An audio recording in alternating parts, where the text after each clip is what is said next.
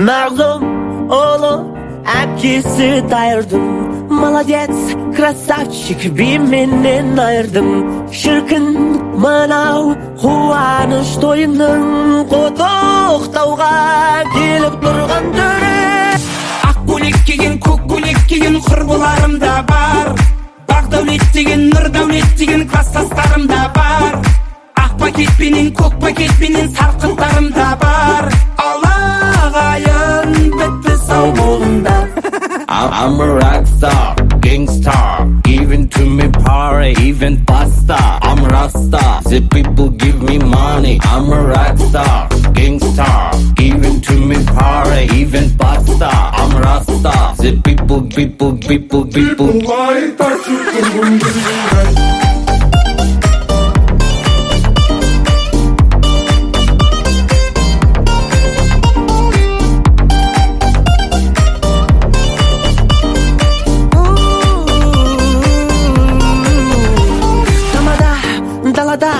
Ешкім жүрген жоқ ба?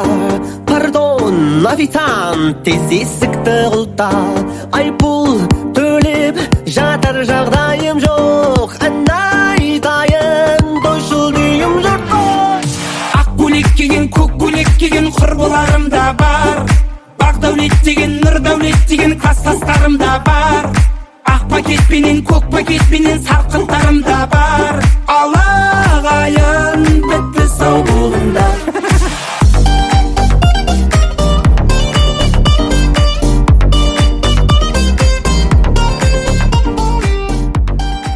не деген шапалақ, не деген қошемет.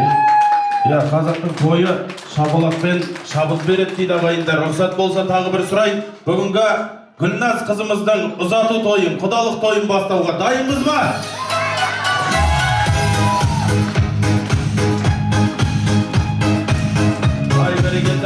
Қазақтардың сәлемі бөлек екен, ол жағын біле жүру керек екен. Қазекен қылып сұраса бір-бірінен малжаның аманба деп келеді екен. Мейіріммен келетін текті қонақ пейіліңнің кеңдігін көреді екен. Ассалаумағалейкум деген сөзі Алланың нұры жаусын деген екен. Ендеше барымды бақтым деп бағалайтын періштен пейілдерің маған айқын. Алдыменен амандасып алайықшы. Арда қазақ ассалаумағалейкум ағайын. Той құтты болсын.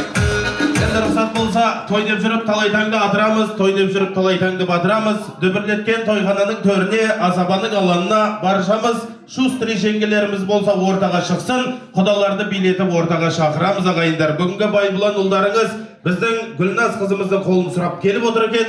Жаңа құдаларды бүгінгі сұлуда сымбатты қазына шоу би ансамбліне кереметтей қошемет құрметімен ортаға алдырайық. Сіздерден қошемет, бізден қызмет. Ал шустри жеңгелер болса, билеп ортаға шықсын. Той құтты болсын. Қазына ансамблі.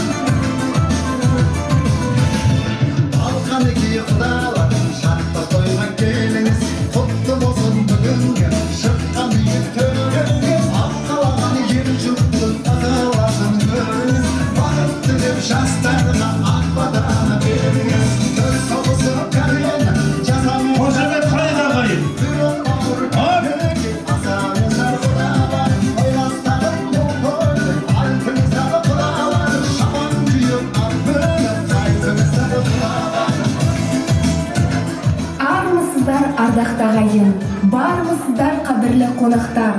Той десе өлең дейміз, жыр дейміз. Қазағымның салт дәстүр бойынша сыйласы таты дегер сұрап алға, тәңірім бақ берсін сұрағанға, дүбірлі той жұрысты болсын баршамызға, демекпін шын көңілмен құдаларға.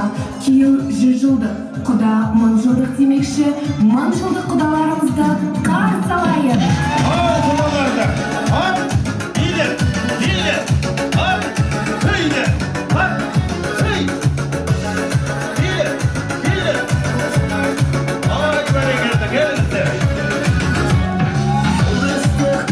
Aşıl jidayı, жұмысты болсын ағайын. Құдамыз,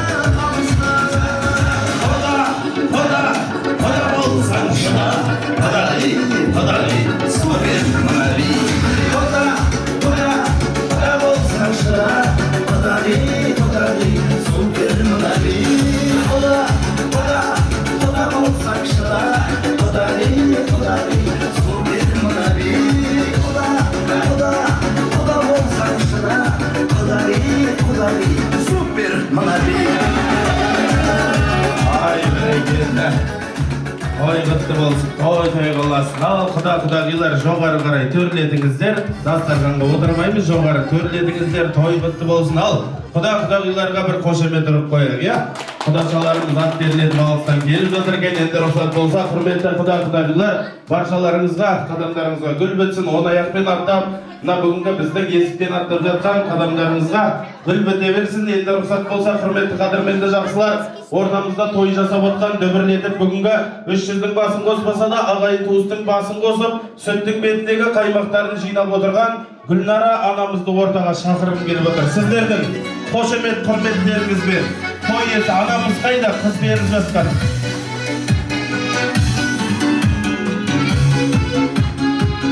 Ай, шапалап ұрып қойып ағайын.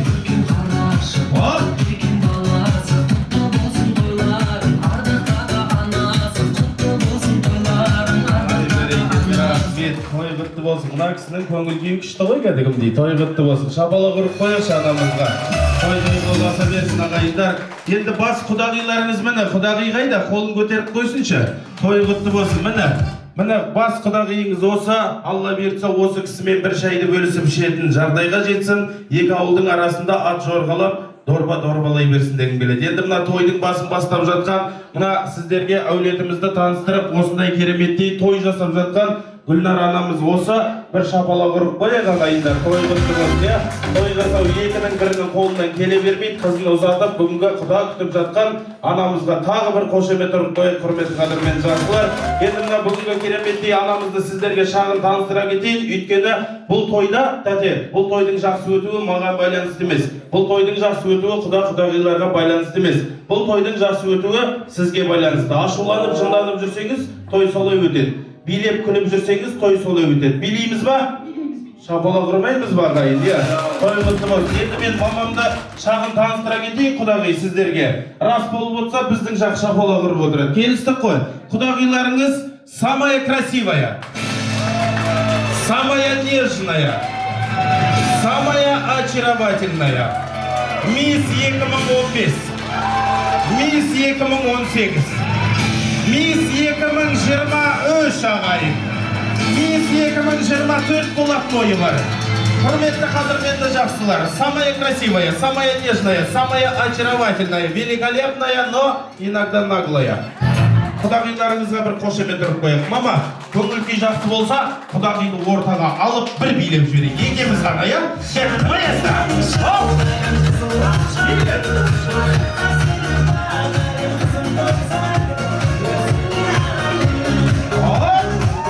Айғайғайда, шу!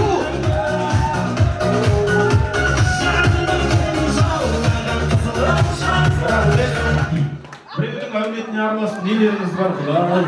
Рахмет, келіңіздер. Той құтты болсын, келіңіздер. Енді қыздың қолын сұрап келіп отырған құдағи есіміңіз? Гүлім. Гүлім ба? Гүлім анамызға бір қол соғып қояйық, иә? Ертеңгісен осындай кереметтей, ұлына бақытты болсын деп, жар таңдап, бүгінгі кереметтей анамыздың қолынан басын иіп келіп отырған бүгінгі Гүлнара, иә? Гүлнар ғой, иә? Гүлім анамыз, иә? Шапалақ ұрып қояйық. Енді рұқсат болса, ұлыңыз осында ма? Рұқсат болса, күйеу баланы көреміз ба? Шапалақ ұрайық. Екі ананың қолдауымен, екі ана ортаға коридор болып тұрағаныңыздар, қазір ұлдарыңызды шақырам. Бүгінгі бай-бағлан кереметтей орталарыңызға бай-бұлан ұлдарыңызды шақырай. Бүгінгі күйеу бала қошеметті аямаңыздар. Той құтты болсын. Бай-бұлан ұлдарыңыз ортаға.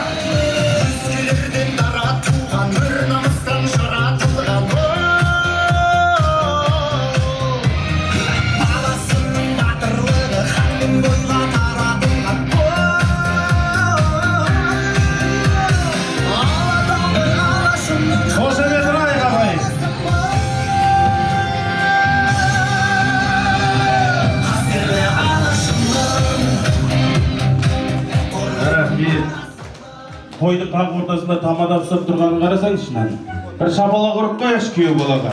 Пайғамбарда күйеу баласын сыйлаған дейді ағайын. Қаттырақ көңіл күймен бір қошемет ұрып қояйық. Той құтты болсын. Ассалаумағалейкум. Қалың қалай? Той қалай? Алла бұйыртса енді мына сүйгеніңнің қолын сұрап келіп отыр екенсің. Енді бидейікші, осы әулетке, Гүлнара анамыздың әулетіне, шаңырағына не үшін келдің? Бақытты бол. Кімді? Маманы ма? Кетіп тағы да сұрайын. Біздің әулетке, осы әулетке, он аяғымен аттап келіп отырсың. Не үшін келдің? Гүлназды алып кету үшін. Алып кететін саған холодильник па не? Өзімнің сүйген жарымның қолын сұрауға келдім. Кеттік. Осы әулетке, Гүлнар анамыздың әулетіне не үшін келдің? Өзімнің сүйген жарым қолын алуға келдім. Шапалақ ұрайық. Дұрыс па? Бәрекелді. Ал, тойхананың төрінен орын ала ғой, қазір сүйгеніңді ортаға шақырамыз, иә? Бар. Шапалақ ұрайық. Қойып, күйеу балаға.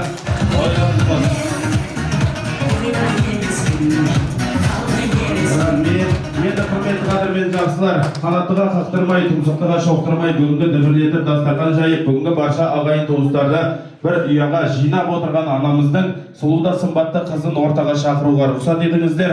Мына бүгінгі танитындар, танымайтындар бар, бір қол соғып, мойын бұрып, бүгінгі кереметтей Гүлназ қызымызды ортаға шақырып алайық. Той құтты болсын, той боласын. Ал, қошемет аямай.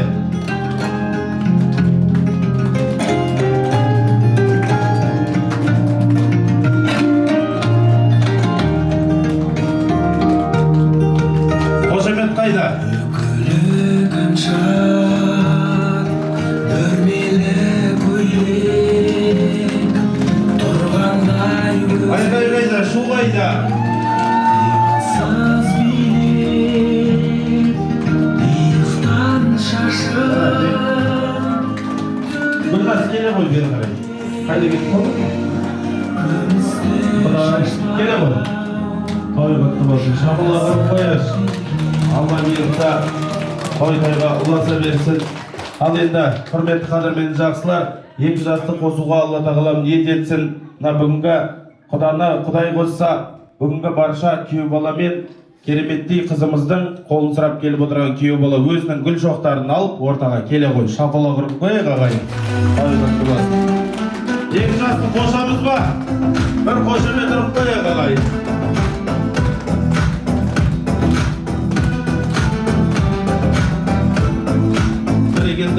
Енді қасынан шықпа, жарай ма? Енді рұқсат болса, бүгіннен бастап Алла бұйыртса екі ел бір-бірімен егіз болып жатыр. Құрметті қадірменді ағайындар, құдағи, мына келініңіз, Алла бұйыртса, келін қалай екен? Күшті ма, күшті болса да, болмаса да осы енді. Құдағи, тұрасыз, той құтты болсын. Енді бүгінгі кереметтей келініңіз ұнап жатыр ма? Конечно. Бәрекелді. Келініңіз Алла бұйыртса, сіздермен бірге тұра ма, осы тойдан кейін әлде бөлек тұра ма? Жоқ, бізбен. Сізбен бірге ма, соны Гүлназ сұрап берші деген басында. Той құтты болсын. Рахмет, той құтты болсын. Енді бүйтейікші құрметті қадірмен жақсылар. Әдеттен озбайық, уақытты созбайық. Құдалар, оң жақтағы дастархан арнайы сіздердікі, ағайын туыстар жайғасып, бүгінгі анамыз той бастап жатыр. Бүгінгі құдағиыңызды алып, дастархан басына той бөсек соққынан басқа не біледі, келсеңші де. Құдағиыңыздың қолынан ұстап, оң жақтағы дастарханға құдағиларды жайғастырайық. Келістік қой, алдыменен суретке түсіп алайық тәте, асықпаңыз, келіңіз.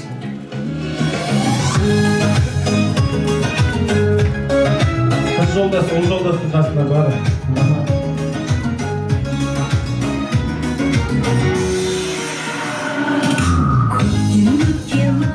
Шабалақ ұрып қояш ағайын, той құтты болсын. Бәрекелді, Меккені іздеп не дерміз, Меккеге қашан жетерміз. Әзір Мекке алдыңда пейіліңмен сыйласаң, атаң менен анаңды дейді. Мекке менен Медина жолдың ұшы, алыс сапар дейді ғой барған кісі. Атаң менен анаңды сыйлап өтсең, Мекке болып табылар үйдің іші. 5 уақыт намазды жинамасаң, ораза ұстап жаныңды қинамасаң, Аллахымды кешірмейтін бір күнәсі, атаң менен анаңды сыйламасаң дейді. Алла бұйыртса осы екі кісіге ата анасын сыйлауға Алла тағалам нәсіп етсін. Алла бұйыртса ата жолын қуған кереметтей бүгінгі күйеу балаларыңыз қыздарыңызды бақытты қылып, қыздарыңыз бақытты қылам деп бармайды, бүгінгі бақытты қылам деп барады, өзі бақытты болмаса да, дұрыс па? Осы әулетті өркендетіп, көркейтіп, үйлеріңізде қанша бөлме бар, сонша бөлме немере шөбереге толсын. Тойларыңыз құтты болсын. Енді рұқсат болса, екі жасты отырғызайық, құдағиды алыңызда, дастархан басына барша құдаларды оң жақтағы дастарханға жайғастырайық. Қалған қонақтар дастархан басына баршамыз асықпай саспай, бір-біріміздің аяғымызды баспай, дастархан басына жайғасайық келіңіздер. Той құтты болсын, той қыласын. Екі жасқа бір қошемет ұрып қояйық. той құтты болсын. Ал, құдағиыңыздың қолынан ұстап, төрдегі дастарханға жайғастырайық. Той құтты болсын ағайын. Барша қонақтар, дастархан басына жайғасамыз. Келіңіздер, дастархан басымен таныс болсаңыздар. Әркім өзінің орнына жайғасайық. Келіңіздер, той құтты болсын.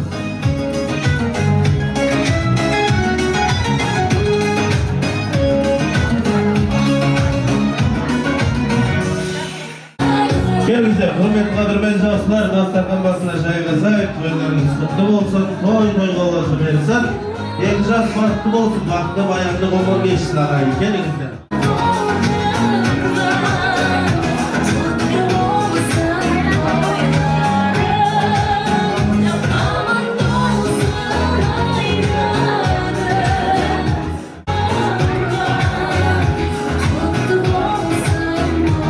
Бәрекелді.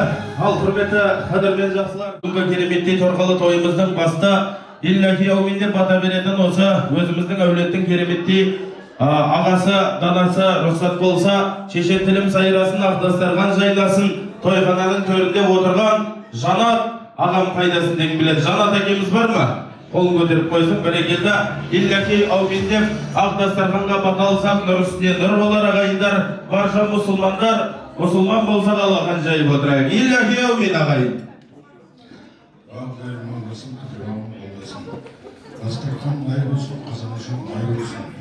Бүгінгі екі жастың көріп өткен шаңырағы биік, босағасы беріп, терезесі кең, іші толған, берекелі, шуақты, шаттық болсын. Аумин. Аумин деп қойыңыздар. Бәрекелді.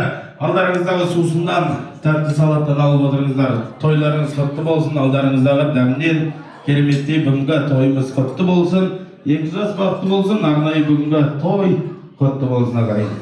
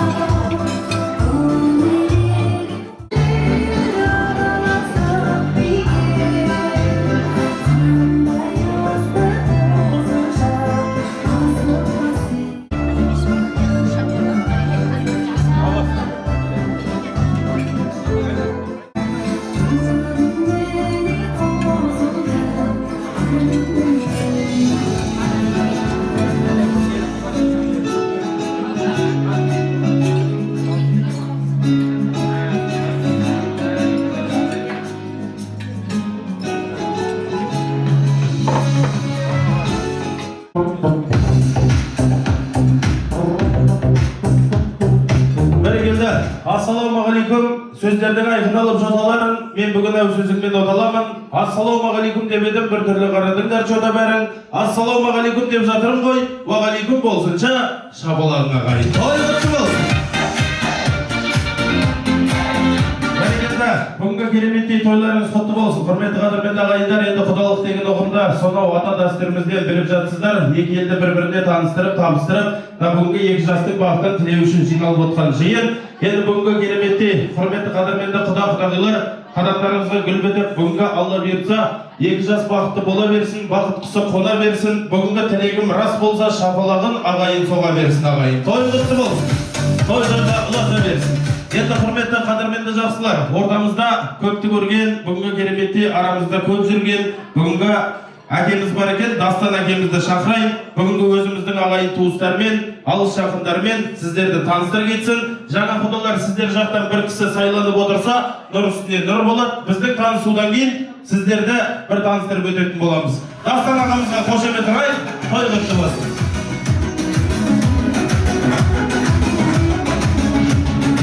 Той боласын аға, тойларыңыз құтты болсын. Енді Гүлнар ағамыз Дастан ағаның қасында болыңыз, рұқсат болса той құтты болсын. Ал, таныстыра кетейік. Әр таныстырған адам шама келсе орнынан тұрып қойсын, сол кісіге шапалақты ағайын ұрып қойсын. Келістік қой, той құтты болсын. Ал, ассалаумағалейкум. Құрметті бүгінгі құдалыққа жайылған дастархан басына жиылған құда, жекжат, туған, туыс, ел жұрт. Мынау Құдай қосқан құда болады, пайғамбар қосқан дос болады дейді. Құдай қосып, Гүлім құдағи, сіздер мен біздер міне Гүлнар құдағи менен құда болып жатсыздар.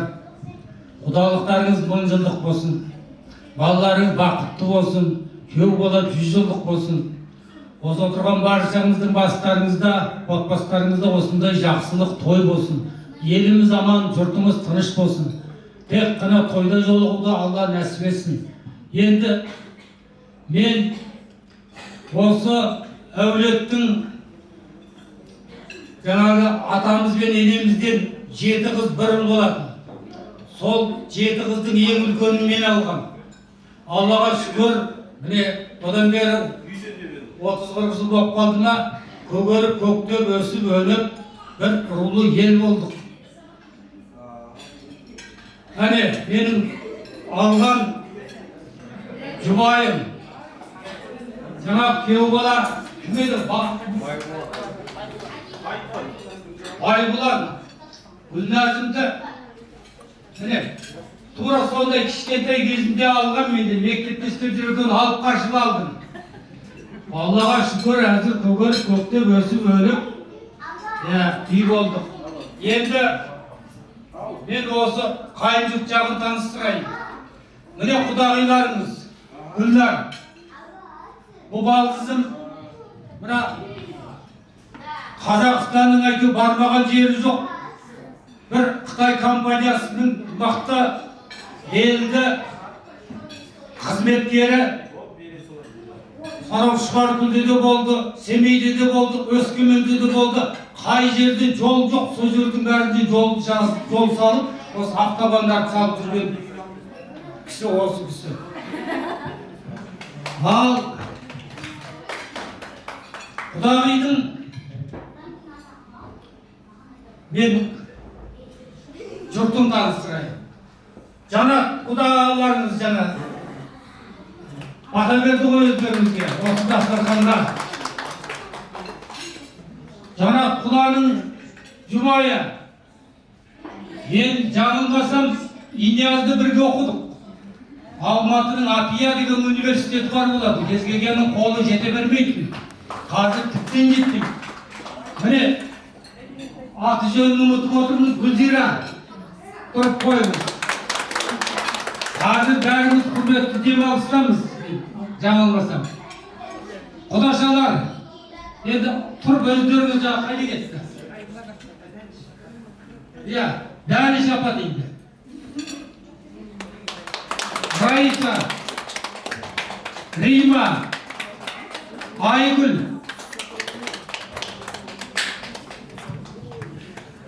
Енді құдағиымыздың балаларын айтып жіберейін. Сөйтем ба? Балқынбай өзі. Міне үлкен ұлы. Осы жансы күріпті дүрілдеткен құда балаларымыз. Одан қазір Өскеменнің университетін жусатып өргізіп, сол жерде істеп жатыр, қызмет етіп жатыр. Келін қайда? Келін, Ахмет, Дина. Балғыннан кейін бенесі қайда? Бауыржан.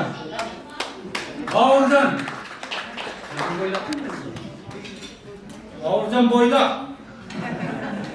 Қазір осы Талдықорғандағы бүткіл банктің бастығы. Ақшаның да осы жігітте. Енді жаңағы осы құдағиларыңыздың әулетіндегі 7 қыз бір тал ұл деді ғой. Ұл қайда? Тоқтара бағыланды айтқым келіп отыр. Міне, Қарашаңырақта жақында енеміз қайтыс болды. Енді әке атамызға қарап отырған осы бір тал ұл бағылан полковник отставкадағы. Қасында жұбайы, келін, Сайра. Жаңағы қолынан келмейтінмесі оң қолынан өнер дамады шебер. Енді құдағиымыздан кейінгі Бағдагүл.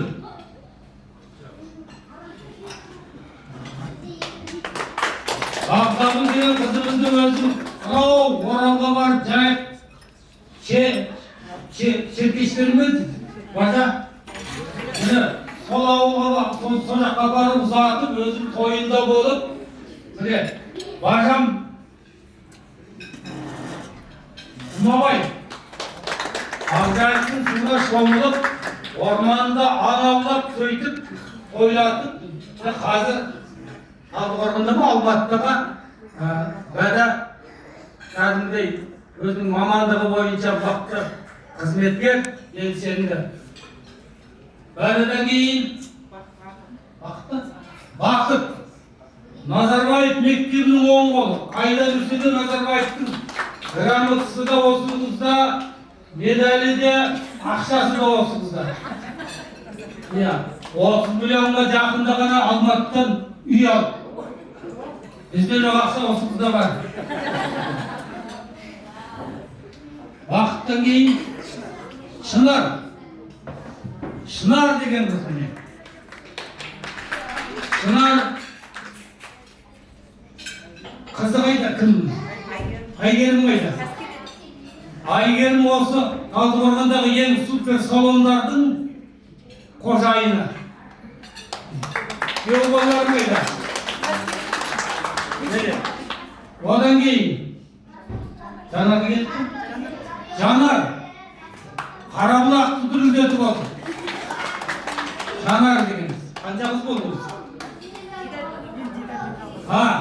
Ең кіші қыз. Талғат бажамыз. Мен ең үлкен күйеу бала болсам, ең кіші осы әулеттің күйеу Талғат бажам. Мына жерде иман мешіті бар, сол мешіттің бас имамы.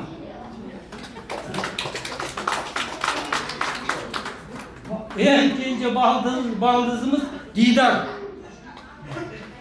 Әрі көгеріп, көктеп, өсіп, өніп, үйлі баранды, ата болды, ене болды. Сондай жағдай. Тазым қалды. Кім? Бұнда кім өтіз?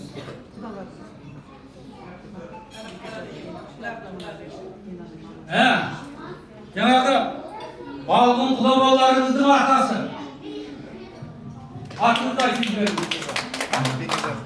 Бекежан. Құдағи. Бақыт. Тағым қалды. Атыңыз? Айгерім. Айсың. Тағы? Анжақта құдағилар. Енді Асаба жолдас міне, мен миссиямды бітірдім.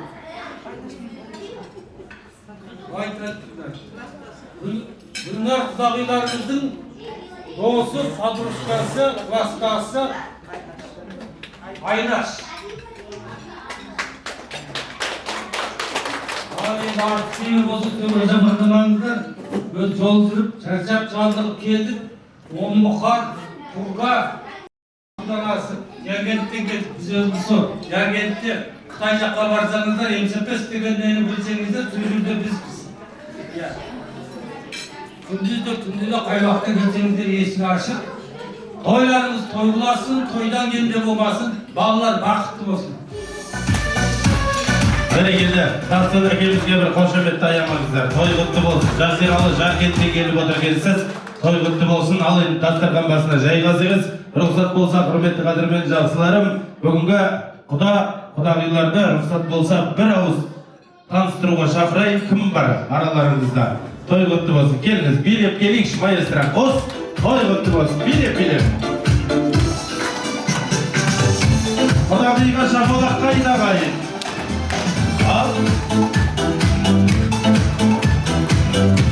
Бәрекелді, той құтты болсын. Мына биіңіз өте күшті екен, кәдімгідей рецепт жазып болатын би екен. Той құтты болсын. Енді таныстыру сөз кезегі өздеріңізде таныстыра кетейік.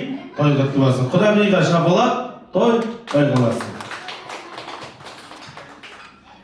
Құрметті қауым, сәлеметсіздер ме? Енді өзімді таныстырып кетейін. Байбұланның нағашы жұрты боламыз біз. Құдағиларымыздың сестренкасы боламын, атым Жазира. Әкелеріміз бірге туысады, Гүлім екеуміздің. Менің әкем аты Жомарт болса, Гүлімнің құдағиларымыздың әкесі Байжомарт. Енді өз нелерімізді таныстырып кетсек, енді бүгін енді естіп жатқансыз шығарсыздар, сондай жағдай болып жатыр енді қиын. Гүлімнен адынан бізде нағашы жақ келіп отырмыз бүгін нағашылар жағынан. Енді құдаларымыз өзі екі ағайынды үйлерінде әпкесі бар, сосын Абай деген құдаларымыз болады. Ол кісі сол нелерге байланысты келе алмады бүгін. Гүлім құдағиларымыз отбасында екі ағайынды тоже бауыры келіп отыр. Дархан деген. Келініміз біздің жұбайы Эльвира. Құда жақтан Гүлзада келіп отыр. Племянницасы болады, Абайдың құдаларымыздың. Айым Гүлімнің нағашы жағынан сестренкасы болып келеді. Осы мына таныстырып болдым деп. Құдаларымыздың өзі екі баласы бар. Үлкені Байбұлан тұңғышы, тұңғыш немере сол отбасында өзі. Және қарындасы бар Малика. Екі бала үйлерінде. Бәрекелді, құдағи, той құтты болсын. Рахмет көп-көп. Танысқанымызға қуаныштымыз деп тағы да бір қол соғып қойыңыздар. Той болсын, билеп жастардан баққан жайғасайық.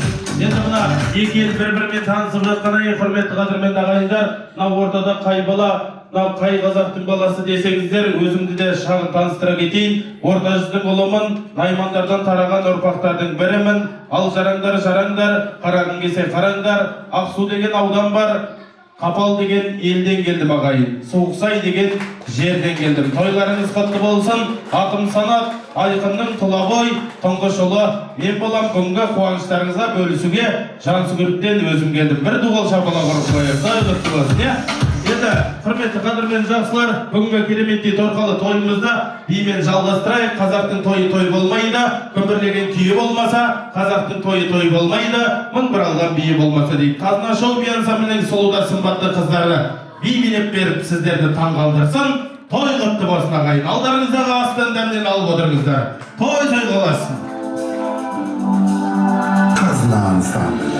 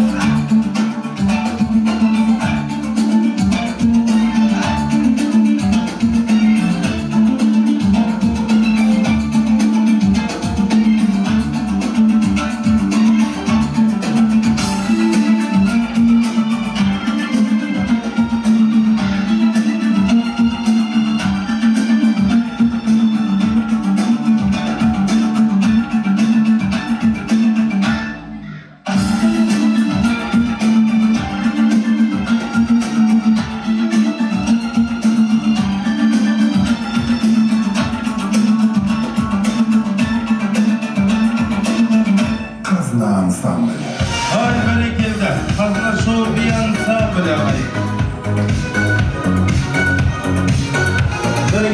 өнер сатылмайды, өнер бағаланады дейді. Құрметті қадірменді ағайындар, бүгінгі тойға арнайы шашбауын көтеріп келіп отырған өнерпаз ұл қыздарға бір қошемет ұрып қойыңыздар.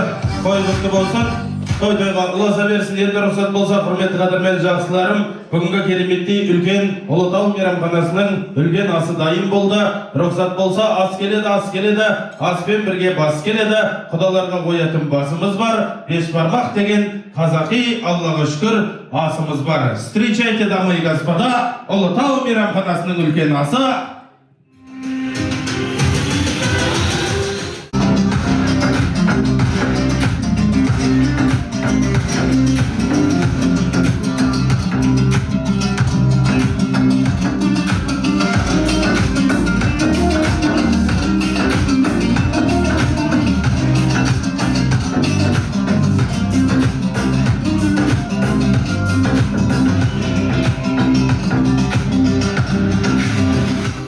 Бәрекелді, құдалар жаққа көңіл бөлейік, құрметті қадірмен жақсылар. Құдалар жақтан бүгінгі илләти әуминде басқа бата сұрасақ, мына ет жемесе қазақ халқы ханға да сәлем бермейді дейді. Құрметті ағайындар, ал илләти әуминде құдамыздан басқа бата алайық. Барша мұсылман алақан жайып қойыңыздар. Илләти әумин.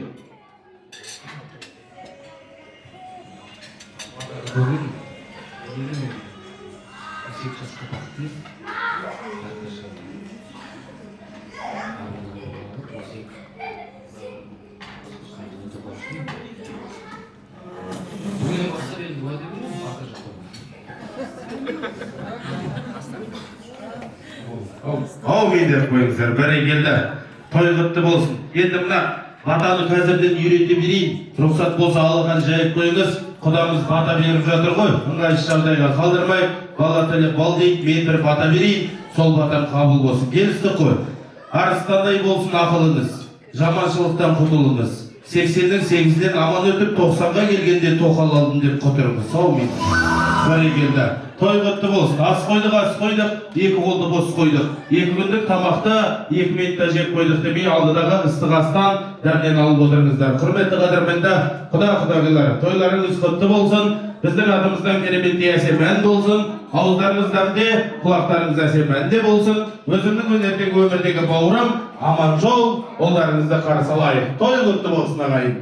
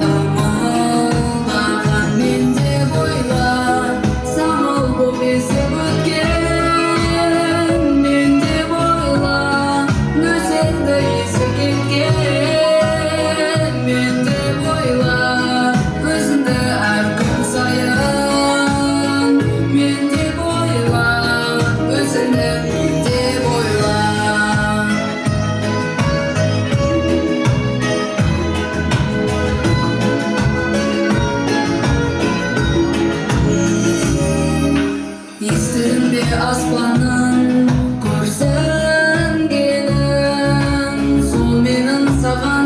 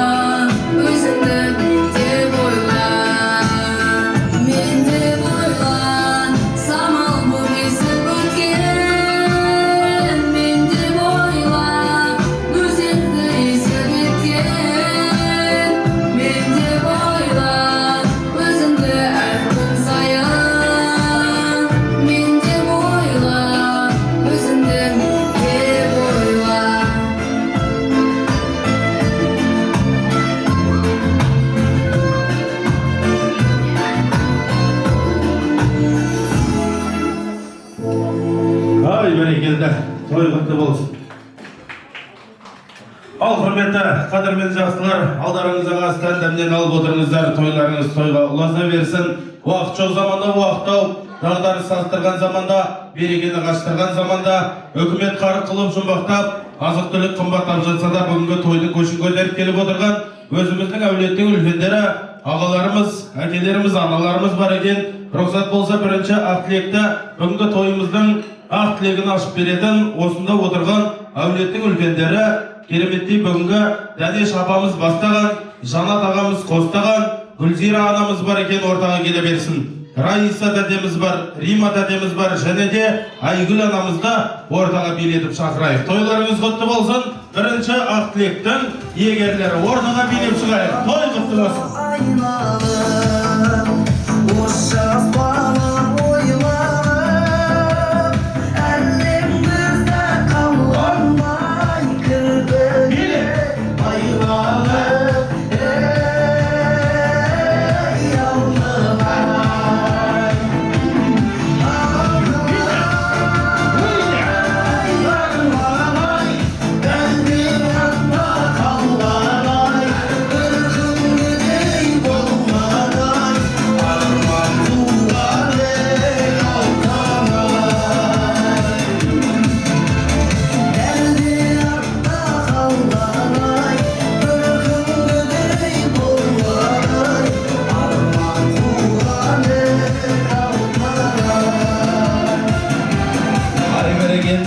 Әулеттің үлкендеріне бір дуыл шабыла құрып қойыңыздар. Той құтты болсын, той-тойға ұласа берсін. Енді той иесі Гүлнар анамыз, келіңіз ортаға. Той құтты болсын.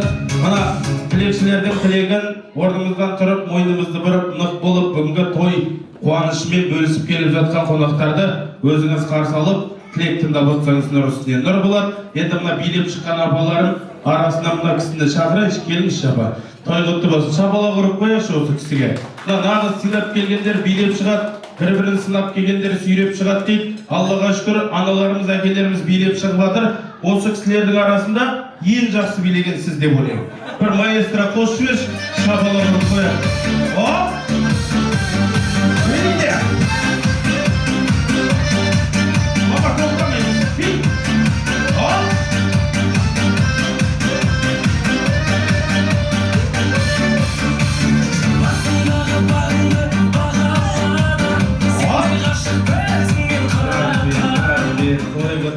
Бүгінгі қызымыздың кіндік анасы ма? Шапала құрып қойып. Мен биіңіз тәте өте керемет. Тура менің енемнің биі сияқты мынау би. Рахмет. Содан кейін ұнатып жатырмын ғой. Той құтты болсын. Енді сөз кезегі өздеріңізде той-тойға ұласын. Арба ішінде бір бидай жалғыз жігіт шығыпты. Ағамыздан бастайық па?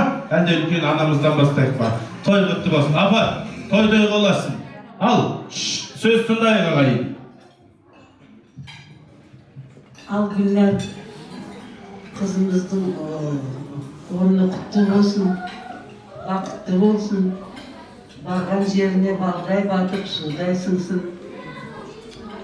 2 жас арасында осылай ұзақ өмір сүрсін. 2 жақында қуанышы болсын, бақытты болсын.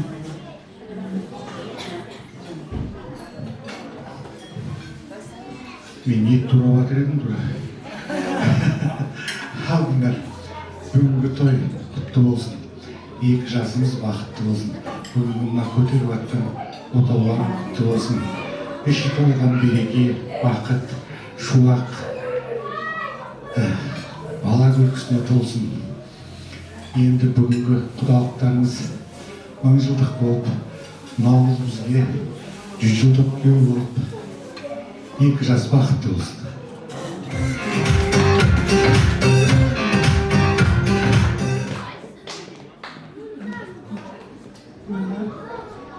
Тойымыз құтты болсын, 2 бала бақытты болсын.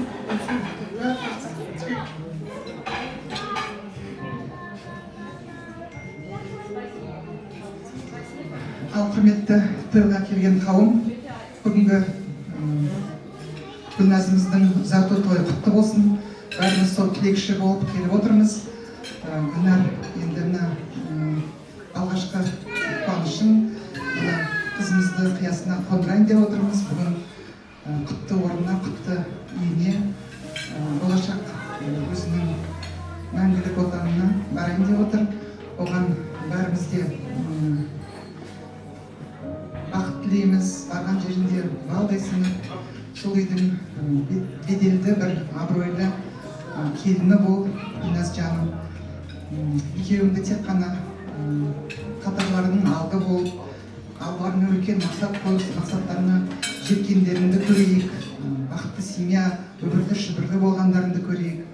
Енді құдалар, бүгінгі келген қадамдарыңыз құтты. Енді бір ыңғайсыз жағдай болып тұр, енді ол Алланың ісі, оған енді ештеңе жасаймаймыз. Енді болашақта тек қана жақсылықта, жақсы дастарханда, қуанышты дастарханда кездесуді, ары қаратай құдалығымызды жалғастыруды сол Алла нәсіп етсін. Барлықтарыңызге осындай жақсы дастархан, мол дастархан, қуанышты күндер көп болсын деп тілеймін. Бүгінгі ұзату той үлкен Қазақстанның мерекесімен сай келіп жатыр. Еліміз аман, жұртымыз тыныш болсын. Осындай тыныш заманда дастарханымызда аман-есен кездесіп тойлаттық, жақсы күндерде жүре берейік. Бүгінгі тойды енді жақсы өткізіп, есте қалатындай бір көңілді, барлық тілектерді Алла тағала қабыл болатындай қылып, жақсы өткізуге атсалысайық. Сол, рахмет.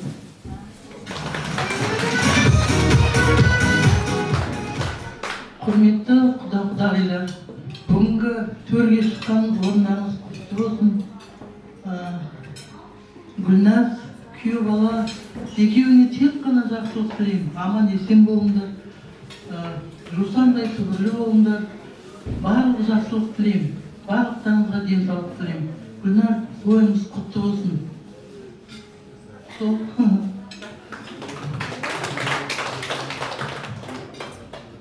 Гүлназ, той болсын. Екі жас бақытты болсын.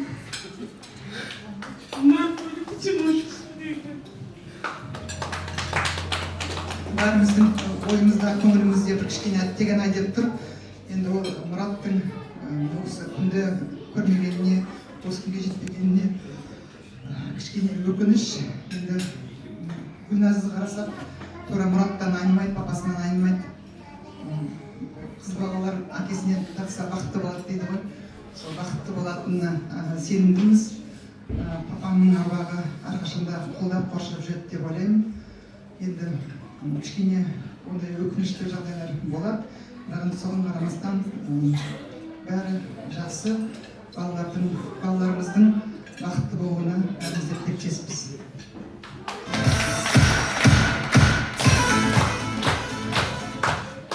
Мен енді бұл өте жақсы қуаныш қой. Күшті өлең айтпенші. Қиылған қасқара көздер-ай, балдатыған шәрбат сөздер-ай, қыз дегенің сері жігітке, лалар аушаның жүгілдер-ай, қыздар-ай, қыздар-ай, қыз жүрегі бір арналы, бақыт оның ізгарманы, өмір атты гүл жайнатқан, қыз өмірдің қызғалдақ-ай, белдені буып шашпау тағып-ай, сыңғыр-сыңғыр күлкі бағып-ай, мың бұралған қыпша белдер-ай, көз тұндырып кірпік қағып-ай, қыздар-ай, қыздар-ай, қыз жүрегі бір арналы, бақыт оның ізгарманы, өмір атты гүл жайнатқан, қыз өмірдің қызғалдақ-ай, қыз өмірдің қызғалдақ-ай.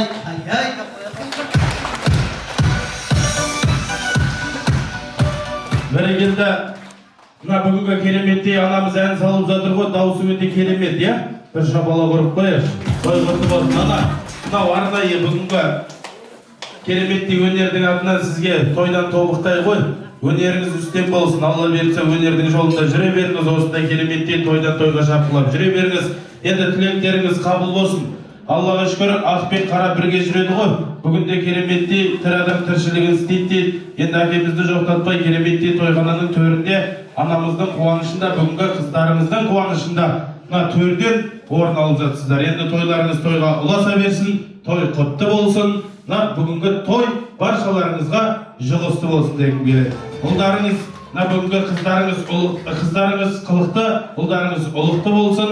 Құлындарыңыз өсіп тай болсын, ұл қыздарыңыз өсіп Аллаға шүкір бай болсын дегім келеді. Дастархан басына жайғаспас бұрын естелікке суретке түсіп алайық. Хакім абай айтады екен, бүгінгі сурет ертеңгі тарих деп жатамыз. Тарихи бір естелікке суретке түсіп алайық. Ал! Қабілеттің үлкендері естелікке жақсы бір суретке түсіп алып, ортада шама келсе билеп-билеп дастарханға жайғасайық. Ал, маэстроңыз!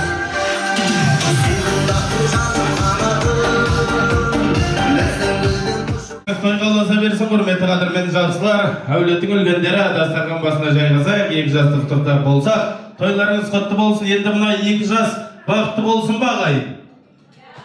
Не деген шапалақ? Екі жас бақытты болсын ба? Бақыттысы болсын ба? Давайте, если не западло, қаттырақ бір шапалақ болсын, ағайын. Қалай құтты болсын? Тойға ұласа берсін, құрметті қадірмен жақсылар. Қазір енді мен екі жасқа бір тілек айтсам, рұқсат болса, бәрлеріңіздің аузынан бір ауыз сөзбен аумин деп айғалап отырсаңыздар, жетеді сол. Келістік қой. Ал, аман жүріп Байбұлан қол ұстасып Гүлназбен 30-ға жасы жетсінші. 30-ға жасы жеткенде бір Алланың қалауымен егіз бала келсінші. Аман жүріп Байбұлан қол ұстасып Гүлназбен 40-қа жасы жетсінші. 40-қа жасы жеткенде егіз баланың артынан 8 бала ерсінші. Аман жүріп Байбұлан қол ұстасып Гүлназбен 50-ге жасы жетсінші. 50-ге жасы жеткенде 10 баланың біреуі Талдықорған қаласының әкімі болып жүрсінші. Аман жүріп Байбұлан қол ұстасып Гүлназбен 80-ге жасы жетсінші. 80-ге жасы жеткенде тойхананың төрінде қызыл өрікке билеп жүрсінші. Аман жүріп Байбұлан қол ұстасып Гүлназбен 100-ге жасы жетсінші. 100-ге жасы жеткенде Гүлназ деген кемпірі Байбұлан деген шалына тоқал алып берсінші. Ойбай, ауминдарыңыз азаймасың ғой. Аман жүріп Байбұлан қол ұстасып Гүлназбен 150-ге жасы жетсінші. 150-ге жасы жеткенде ұяттары бар шығар, ұлажаттың боғына тайым жығылып өрсінші деп ауминді ақ қойыңыздар. Бәрекелді, 150 жас нормальны ма? Той құтты болсын. Енді мама ортаға келіңізші. Той-тойға ұласа берсін. Бүгінгі кереметтей торқалы тойларыңыз құтты болсын. Енді мен қазір бүйтем, құрметті ағайындар, маманы сыйлайтын адам болса, бүгінгі кереметтей тойға. Мама, қонақтың екі түрі болады. Бірінші қонақ сынап келеді, подаркым жоқ деп жылап келеді, саған берген орнына сенен сұрап келеді екен. Екінші қонақ сыйлап келеді, өздері көп сөйлемейтін түйіп келеді, әйелдері шаштарын түйіп келеді. Құда-құдағилар сияқты осы екі жастың қуанышына бір мәшінеге 25 адам сыйып келеді екен. Дәл осындай қонақтың мәртебесі әрқашанда биік келеді екен. Бүгінгі тойға сынап келдік па, сыйлап келдік па, өз көзімізбен көрейік. Келістік қой? Маманы сыйлайтын, бүгінгі құдағиларыңызды сыйлайтындар, оң қолын көтерсінші, кім көтермейді, соның қолтығымен проблемасы бар адамдар. Оң қолын көтерсінші, бүгінгі Гүлнара анамыз сыйлайтындар. Енді асықпай оң жақтағы адамның иығына қоямыз. Оң жақтағы адамның, получается вот так. Оң жақтағы адамның иығына қоямыз. Енді нежно асықпай уқалаймыз. Уқалаймыз. Молодцы, уқалаймыз. Молодцы. Бәрекелді. Ал енді еще раз сол қолды көтерейікші енді. Сол қолды көтерейік. Бәріміз көріп тұрмыз, сол қолды көтеріп, жаңағы оң қолдың майын жаққан адам иығына қоямыз. Енді сол қолды тазалаймыз. Кеттік ал. Сол қолдың майын от души жағамыз. Уқалаймыз. Майдес, бауырсақтың майы. Бәрін кетірейік. Молодцы. Ал енді екі жасты сыйлайтындар. Қос алақанды көтерейікші, екі алақанды көтерейік. Мен осы екі жасқа тілек айтам, қолымды бір рет түсірем, бір-ақ рет шапалақ ұрасыздар. Келістік қой? Екі жас бақытты болсын. Бір-ақ рет. Екі жас бақытты болсын. Бақыт құсы қонсын. Оншақты ұлы болсын. Оншақты қызы болсын. Көп балалы ана болсын. Көп балалы әке болсын. Бүгінгі Байбұлан 100-ге жетсін. Гүлназ 95. Арманы ма? 90-дан кімнің кемпір екенін ұмытып қалатын шығарсың. Жарай, 96. Кет, 97. 98. 99. Екеуі де 100-ге жетсін. Бақытты болсын. Байбұлан шаш түспасын. Той құтты болсын. Ай, бәрекетті. Шабалақ ұрып қояр ағай. Бәрекетті. Енді рұқсат болса, құрметті қадірмен жақсылар, бүгінгі анамызды бекер шығарған жоқпыз. Ортаға бүгінгі анамның туыстары, нағашылар, жалпы бүгінгі кереметтей әпке жезделері, ортаға бүгінгі барша нағашыларды шақырым келіп отыр. Бесіктің қатысы ағашынан, туыстың жақсы, нағашынан, нағашымен жақсы болған адамның маңдайында әрқашанда бағашылар дейді. Ортаға нағашыларды шақырайын. Дастан ағам бастаған ортаға келе берсін. Анар тәтем ортаға келе берсін. Бағлан, Сайра, Бағдагүл ортаға келе берсін. Жұмагүл, Бақыт дейді. Шынар, Жұмабай ортаға келсін. Бақыт, Шынар, Жанар, Дидар, Талғат дейді. Ал келсін осы кісілер. Той құтты болсын.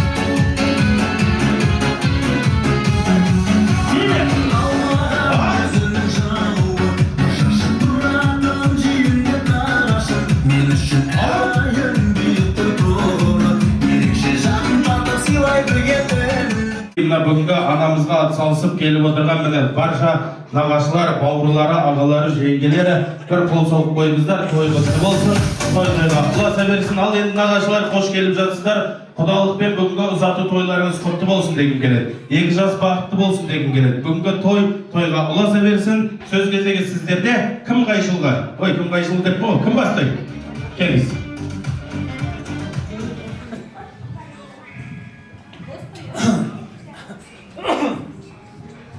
Құрметті құдалар, бүгінгі төрге шыққан орындарыңыз құтты болсын, төрлеріңіз.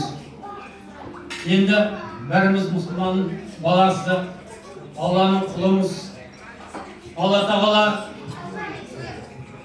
ананың құрсағына 2 ай болып біткенде адамның тағдырын жазар екен. Жасайтын жасын, көретін күнін, бақытын, барлығын жазар екен. Одан ешқандай өзгеру, түзету ешқандай нәрсе жоқ. Енді менің жақсырақ имам бажам айтып беретін шығар. Жаңағы бұл әңгімені бекер айтып тұрғанымыз жоқ. Мына құдаларға көңіл айтудың да реті кеп қалған сияқты. Енді Алланың берген жасын бәріміз жасаймыз. Өлмейтін шайтан, біз ерте ма кешкі барлығымыз өлеміз. Өлімнің дәмін татамыз. Ол Алланың қай уақытта, қалай, қашан өлетінін оны бір Аллаға да біледі, ешкім білмейді. Сондықтан енді жаңағы құда қайтыс болып жатыр екен. Иманы саламат болсын. Артындағы елі жұрты, бала шағасы, ұрпақтары аман болсын. Не дейміз? Жақсылап той болсын, арты той болсын. Ал енді бара жатқан қыздарға, баламызға айтарымыз бақытты болыңдар. Келешектерің зор болсын. Ешкімнің алдында ешкім шығып келген жоқ. Алла бет алдыларынан жарылқасын. Барған жерлеріңде жаңа үлкендер айтып жатыр, балдай батып судай сілкінетіңдер. Бір-біріңді құрметтіңдер. Бір-біріңді сыйласаңдар, бір-біріңмен тату болсаңдар.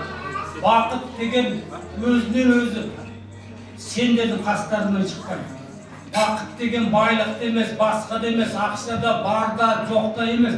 Бақыт деген жаңағы тату тәртіпті бір-біріңді сыйлауда, құрметтеуде, ата-аналарыңды құрметтіңдер. Ол жақтағы ел жұртыңды, бұл жақтағы ел жұртыңды құрметтіңдер. Сонда сендерден асқан бақыт жоқ, бақытты адам жоқ. Бай болыңдар, бақытты болыңдар. Осы отырған баршаларының бастарында, отбасыларында той болсын, амандық болсын. Келін алмағандарын келін алыңдар, қыз ұзатпағандарын қыз ұзатыңдар. Аман болыңдар, ауырмаңдар, сырқамаңдар. Еліміз аман, жұртымыз қылыш болсын. Осындай жақсылыққа жайылған дастарханда тойда жолығуды Алла нәсіп етсін. Рахмет.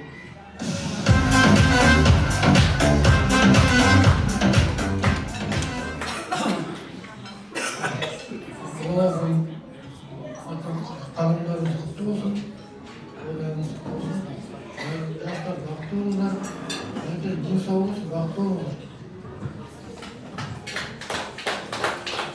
Құрметті құда-құдағилар, туған туыс, құда-жекжаттар, құдағилар, бүгінгі төрден алған орындарыңыз құтты болсын.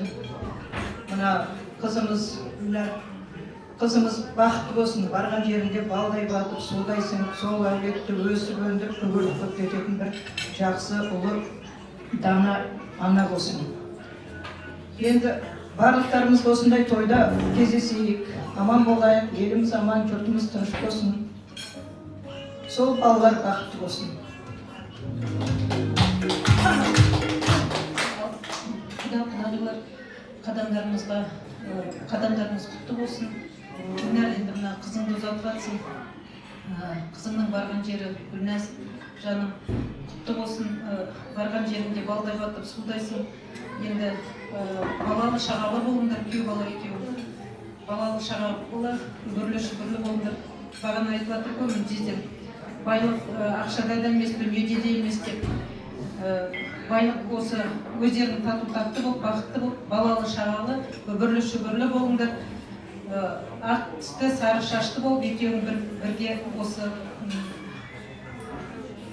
осы бақыт жолында бақыт қолда бірге жүріңдер.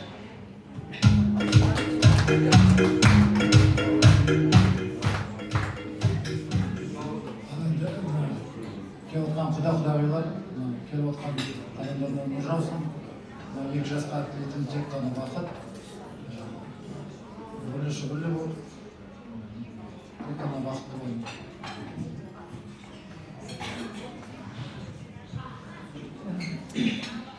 Айтылған барлық сөздерге қосыламын. Екі жас бақытты болсын, көтеріп атқан шаңырақтар биік болсын. Енді Гүлнәз барған жерің құтты болсын. Жаңадан келген құда-құдағилар,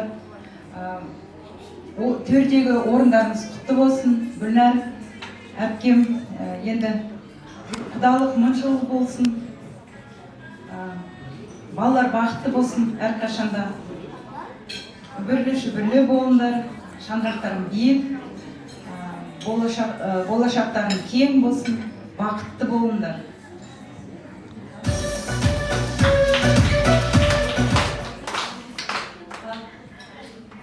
Құдалардың орындары құтты болсын, әрқашанда тату-тәтті болып өстіп, жастардың бақытын тілеп отырыңдар. Бәрімізде бақыт тілейміз, денсаулықтары болсын, үбірлі-шүбірлі болсын, балалы шағалы болсын, той құтты болсын.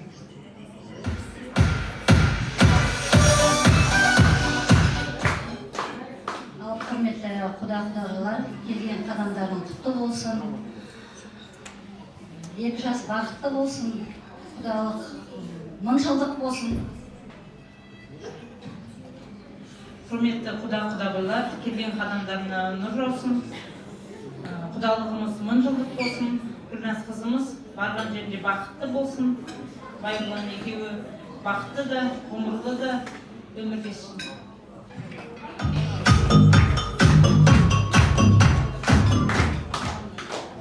Ассалаумағалейкум, құрметті жамағат жиналған қуаныш қайғы жүрек деді ғой. Бүгін енді Байғұлан бауырымыздың атасы қайтыс болды дейді, Алла рахмет етсін, Алла жәннатта болсын. Ол не болсын, өмірде жақсы жаман бірге жүреді, ақ пен қара бірге жүреді, қуаныш пен қайғы бірге жүреді, оны білеміз. Өмір Алла Тағала сөйтіп жаратқан бізді. Біз Алланың баласы дүниеге келдік, дүниенің кету үшін де келген екенбіз. Дүниеде тек бізге бақыт алып беретін нәрсе осы ата-анамызды құрметтеу, ата-анамыздың алдында жақсылық істеу, оларды сыйлауымыз. Сіздер де біле Алла бұйырса, Байғұлан, Гүлнәз шаңырақ тұрғыны бүгін Алланың алдында бір-біріне адал жар болуға, адал жаңағы күйеу болуға, әйел болуға қадам басып отырсыздар. Бүгін енді сол Құда жақтан келе алмадым, Құдағи жақтан отырып, Құдағилар, Құдалар, иншалла, бүгін басқан қадамдарыңыз Алла берекет берсін. Осы екі жастың қуанышына жиналып отырғанымыз күнде дұға тілектеріміз Алла өзі қабыл етсін. Бүгін енді ең үлкен қуанатын нәрсе дастарханымыз адалдан болып жатқан адалымыз. Адал ас бар жерде, адал сөз бар. Адал сөз бар жерде Алланың әмин деген айтқан сөзімізге қабыл болатын сөздеріміз. Иншалла, ең қуанатын нәрсе осы. Яғни бұл жерде айтып жатқанымыз көптеген кісілердің жақсы ізгі сөздері Алланың қабыл болатын сөз. Деген адал аспен біз Алладан Аллах бар деп, Аллах деп бастап жатырмыз асымызды, дастарханымызды. Бүгін енді осы ұлық Алла тағаланың мейірімен, осы рахметімен, жақсылығымен, бай болғанмен Гүлназдың бүгін құрылған шаңырақтарына Алла берекет берсін. Өмір жастан ұзақ болып, бақытты болсын, денде саулық болсын. Алла тілден өлген дұшпаннан сақтап, Алла тағала келешекте ұрпақ сүйіп, ата-анасын еліне жеріне қызмет етін жақсы ұрпақ сәулет, ер азамат, әйел азаматша болып өссін. Бүгін осы көпшіліктің дұға тілегін Алла қабыл етсін, айтқан жақсы ізгі тілектерін Алла қабыл етсін. Алла сізге разы болсын.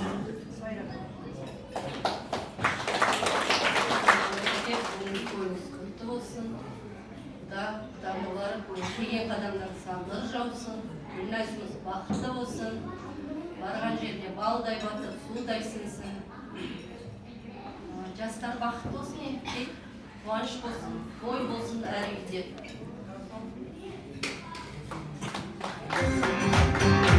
Бәрекелді, нағашыларға бір қошемет ұрып қояйық, құрметті қадірмен жақсылар.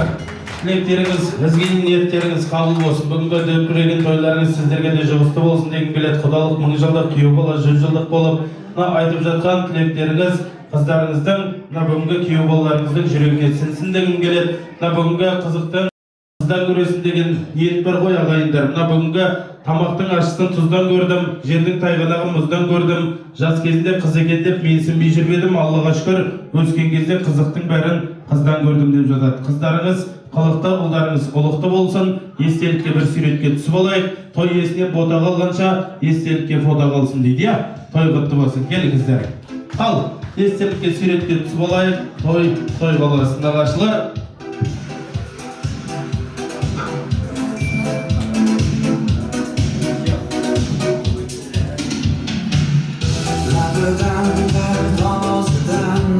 Ай нағашылар, билеп дастарханда жайғасайық, той иесін құттықтайық, екі жасты шама иесін құттықтайық, той құтты болсын.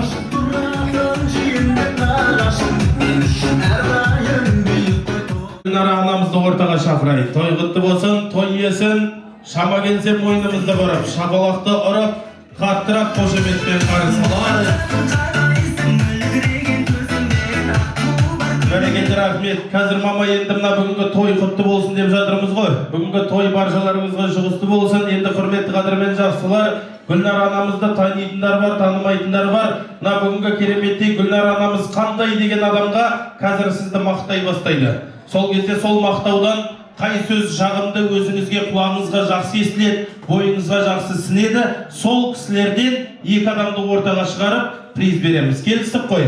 Ал, құрметті қадірмен жақсылар, көңілді назарды ортаға аударып отырайық. Мына бүгінгі Гүлнара анамыз ортада асқаннан тасқаннан, немесе байып жатқаннан емес, екі жас бақытты болсын деп Аллаға шүкір той жасап жатқан жайы бар. Ал, тойымызға атсалысып, Гүлнар анамыз қандай адам екенін айтып отырайық. Бүгінгі Гүлнар анамыз қандай адам?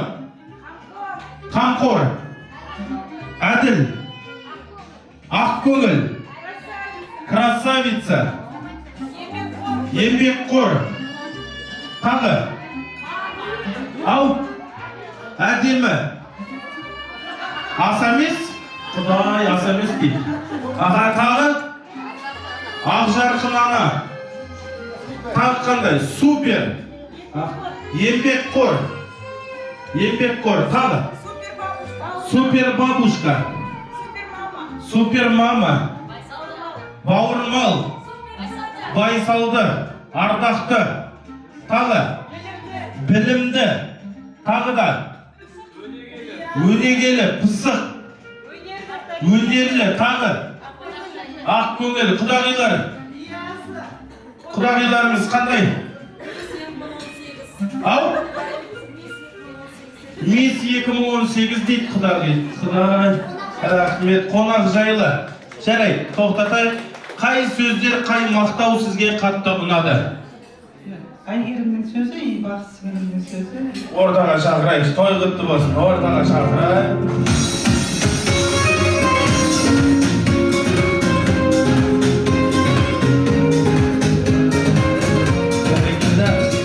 Анамыз қандай? Супер тетя. Супер тетя деген болды ма? Шабала құрып қояш, той құтты болсын. Алды. Аға, анамыз қандай? Супер әпке. Супер әпке. Шабала құрып қояқ, рахмет. Дастархан басына жайғасыңыздар. Рахмет сіздерге. Енді бүйтейікші. Бүгінгі құдағиды танисыз ғой? Бәрекелді. Байбұланның анасын танисыз ғой? Бәрекелді. Онда бүйтейікші. Қазір Байбұланның анасын билеп барып шақырып келеміз. Келістік қой. Билеп, құдағиды ортаға билетіп алдырайық. Маэстро, музыку. Ал? Билеп.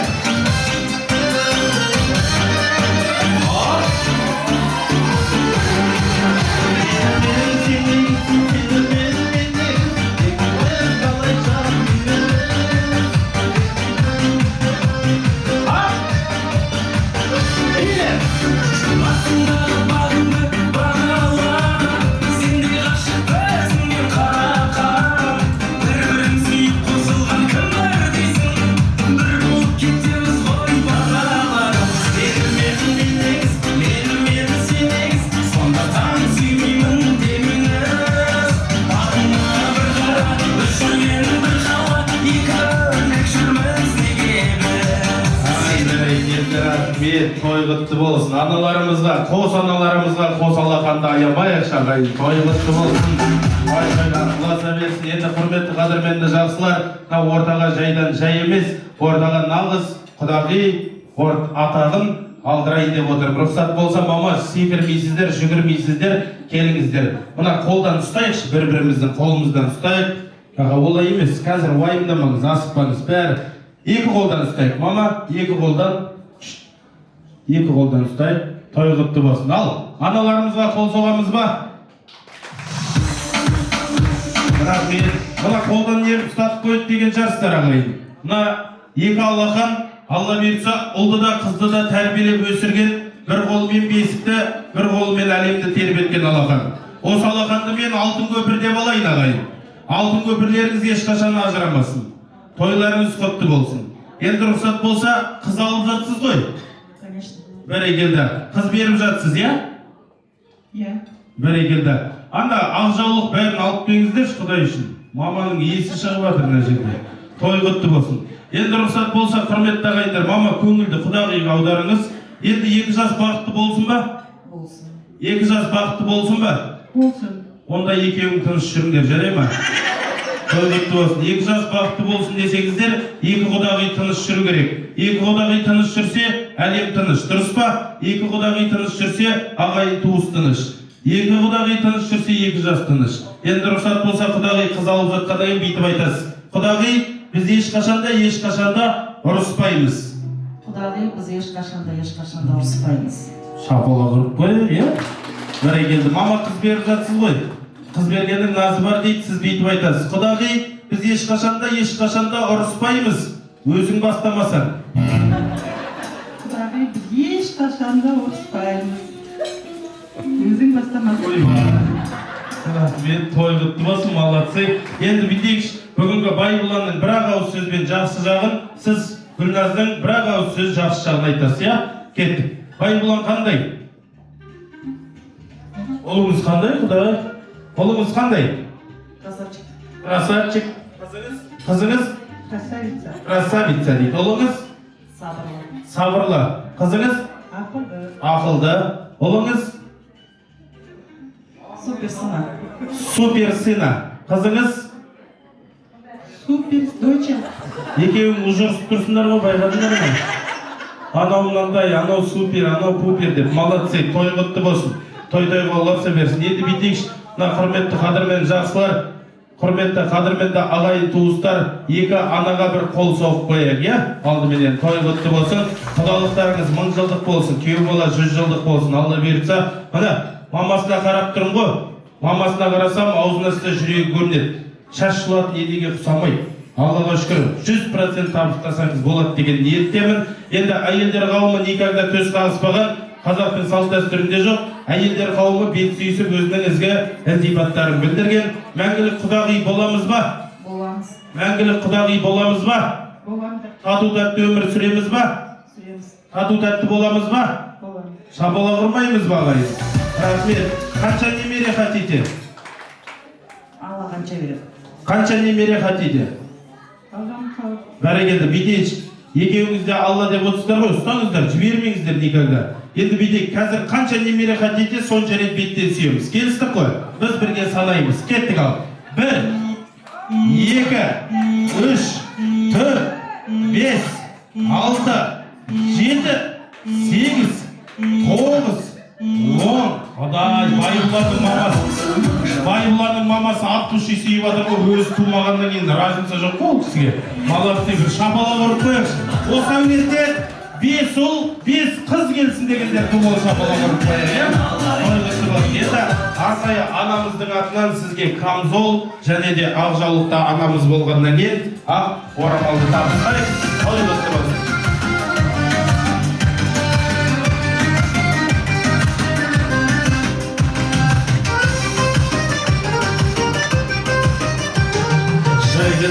Анамыздың әулетін көріп жатсыз, өте жақсы көріп жатсыз. Мына ауылдарына барсаңыздар, Аллаға шүкір, жыландары шақпайды, иттері қаппайды.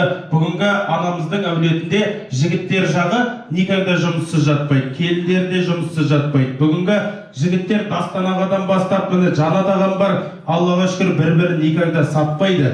Бұл кісілерде бірақ минус бар. Мына бүгінгі құдағи ортада тұрғанда халқы, ағайын туыстары шапалақ дұрыс соқпайды ағайын. Сол ғана. Бір шапалақ ұрып қойшы.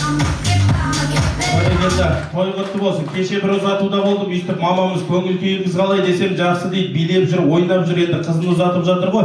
Мен айтып қоям, қыз бергеннің назы бар ғой. Кішкене мұңайып үйтпейсіз ба десем, жоқ балам дейді. Мен бүгін көңіл көтерем, қызымның мінезін білем. Қызымды 18 жыл өсірдім. Мен жыламайым, көз құдағи плач деймін, білесің. Құтты болсын, қалжыңдаймын, әзіл ғой. Енді рұқсат болса, құрметті ағайындар, бүгінгі кереметтей Байбұланның артынан еріп келген, бүгінгі кереметтей қызымыздың қолын сұрап келген барша құдағиларды ортаға шақырайық. Келіңіздер. Той құтты болсын, барша құдағи, аттарын атап түстерін түстемейік. Той құтты болсын. Билет.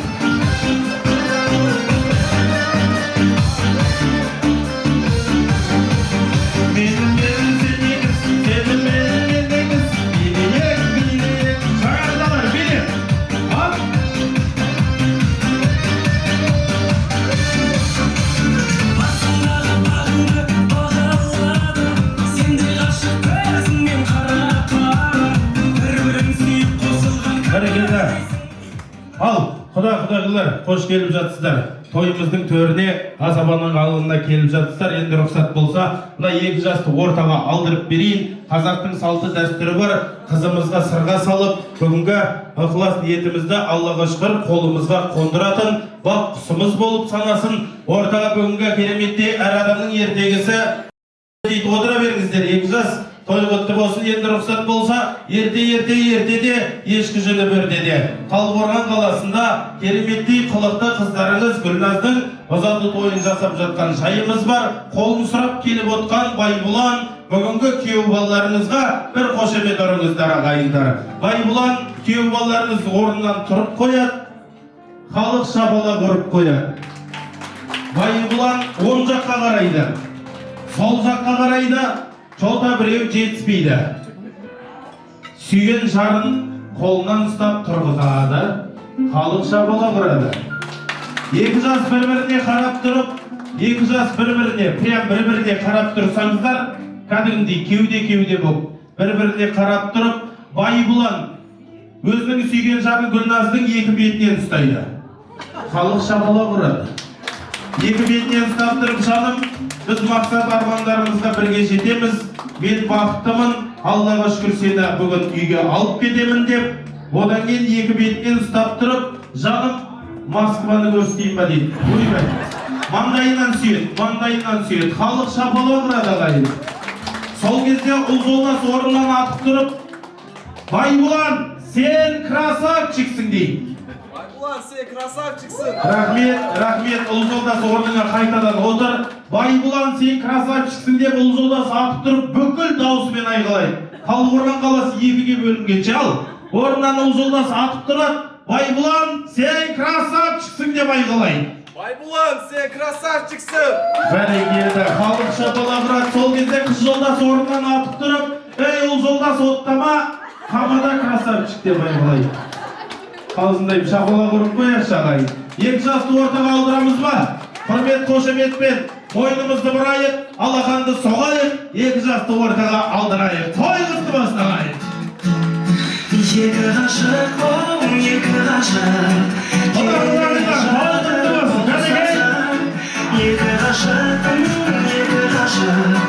бір-біріне тұр жарасып.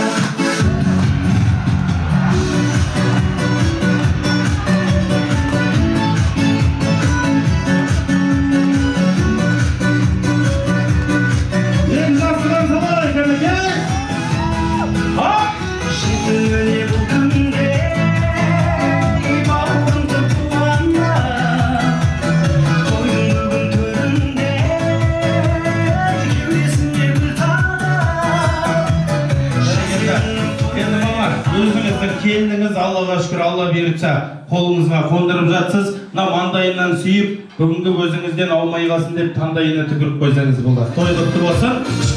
Еріне тиіспеңіз, ерінің егесі бар, білесіз ғой? Той құтты болсын. Ал шапалақ ұрып қояйық. Бәрекелді, енді рұқсат болса, қазақтың салты дәстүрі бар қызымызға бүгінгі құда-құдағилар, жаңа құдағилар бүгінгі сырғасын салу рәсімін бастасақ, нұр үстіне нұр болады. Сіздерден қошемет, бізден қызмет. Сырға салатын жеңгесі, келіңіз, ал. Жеңгесі бірінші сырғасын шешіп алайық. Аға, рұқсат болса енді қызымыз кетіп бара жатыр ғой, ескі сырғасын алып қалайық. Ağzındayım. Şabalar bekle.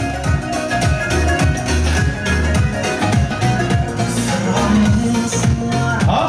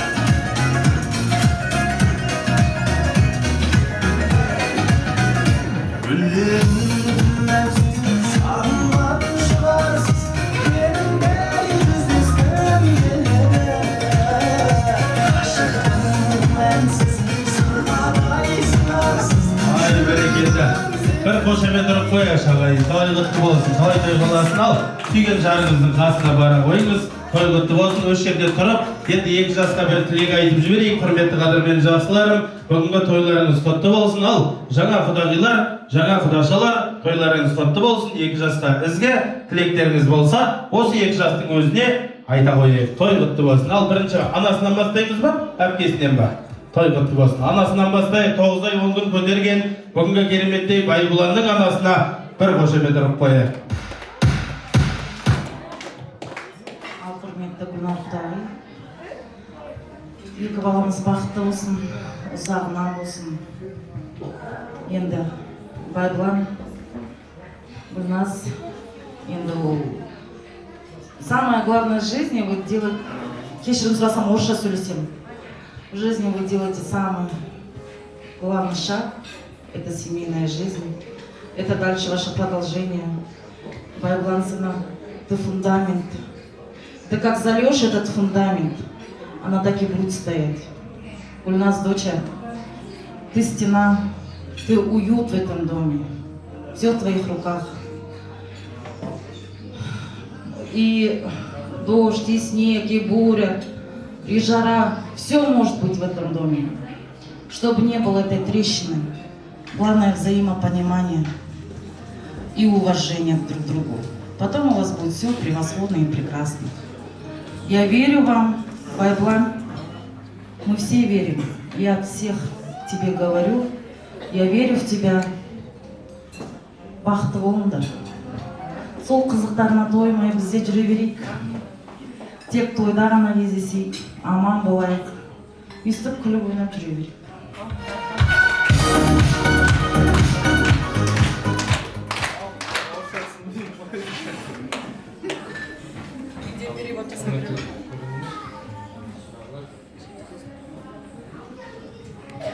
Өте қуаныштымыз, танысып, сіздерді қызығып. Жолымыз баяу болды. Екі жасқа бақыт тілейік. Армандар орындалып, үлкен азаматша болса, үлкен табыстар жеткізіп, аналарыңды ренжітпей,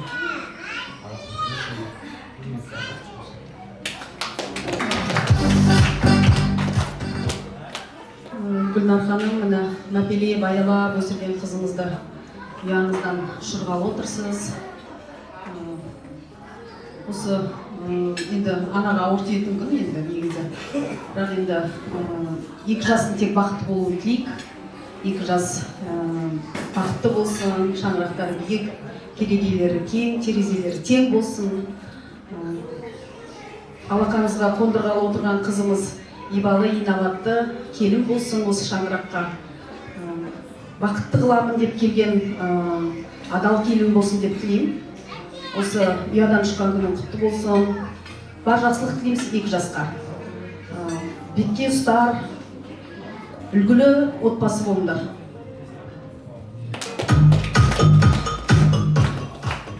Айбулан, Гульназ, поздравляю вас с бракосочетанием. Желаю вам счастья, здоровья, семейного благополучия, чтобы у вас в жизни все было хорошо. Бақытты болыңдар.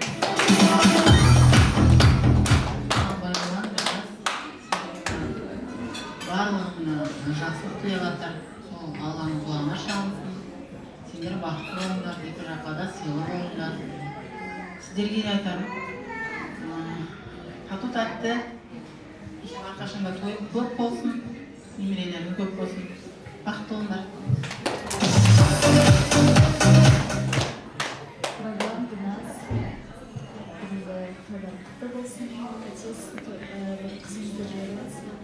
Көп рахмет осындай қызды бізге беріп отырған мәпеле аялап. Екілер бақытты болыңдар. Ең бірінші ата-аналарың бақытты болсын, одан сендер бақытты болыңдар. Осылай жүре беріңдер. Арттарынан келесі жылы осындай кішкентай тілашарда кездесейік бәріміз бұйыртса. Бүткіл айтылып жатқан жақсылықтарға қоса бақытты болыңдар. Бәрекелді, тілектеріңіз, ниеттеріңіз қабыл болсын. Қазақша айтып жатқан тілектеріңіз періштенің құлағына шалынсын. Орысша бастаған анамыздың тілегі пусть ваш тост повешается на уши періште деген келеді. Той құтты болсын. Енді айтып жатыр ғой, міне құдағидың шыны керек. Құдағи, у вас очень красивые глаза. Честно, бір шабала құрып қояш. Құдағидың көзі өте әдемі. Очень красивые глаза, особенно левая. Той құтты болсын. Шабала құрып қояш. Енді рұқсат болса не істейміз? Билейміз ба? Бүгінгі кереметті екі жасты ортаға алып, құдағиларыңызды ортаға алып, бір естелікке суретке түсіп алайық. Одан кейін билеп дастарханға